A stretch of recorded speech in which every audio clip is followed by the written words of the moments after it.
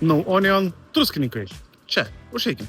Apie šią vietą įkūrusio žmogaus unikalumą girdėjau jau senai, tik niekaip keliai nesuvesdavo. Tad labai apsidžiaugiau, kai sužinojau, jog yra nauja vieta druskininkuose. Tik mums čia atėjus sužinom, jog šiandien blynelių jie nekepa. Yra tik darytos bulvės ir fish and chipsai. O jei atvirai, man kaip buvusiam emigrantui, tai yra du patiekalai, kuriuo aš niekada nesirinkčiau, jeigu būtų kitų galimybių. Bet tądien tai buvo vieninteliai du variantai, kuriuos galėjai rinktis. Ai, buvo nebuvo. Važiuojam. Apžiūrime jų bulvių krosnį, kaip dėlioja mano fish and chipsus. Ir kadangi laiko yra nedaug, tai pradedam. Čia matot, įdaryta bulvė dzūkiškai. Tai yra bulvė čili con carne, baravykų padažas, spirgai ir daug daržovių. O čia fish and chipsai, be žirnelių tik su tartaro padažu ir daug salotų. Ir jei mane nuginklavo jau išvaizda, tai pribaigė skoniai. Nemėgau šių patiekalų dėl jų nuobodumo, bet jie sugebėjo nuobodžius patiekalus paversti įdomiais. Bulvė maišėsi su čili con carne ir su baravykų padažu, plus daug tystančio sūrio.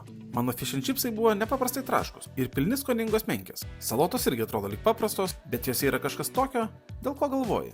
Velnis. Nu tikrai gerai. Gal kažkiek gailiuosi, kad blynelių nebuvo, bet džiaugiuosi, kad mes buvom priversti paimti būtent šios du patiekalus, nes jie sugrąžino mano tikėjimą šitą virtuvę. Čia, Lietuvoje, druskininkuose. Jei būsit, išbandykit. Skanaus.